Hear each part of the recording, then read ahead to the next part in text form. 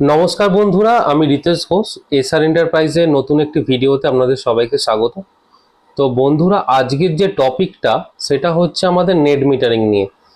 তো সবার মনে প্রশ্ন, নেট মিটারিং জিনিসটা কি, বা অন গ্রিড সেটআপ কি আছে, ব্যাটারি ছাড়াও কি আদৌ সোলার সিস্টেম সাকসেসফুলি চলে, বা সোলার সিস্টেমের যেগুলো কোয়ারি আমাদের কমেন্ট সেকশনে আসে সেগুলো নিয়ে আজকের আলোচনা।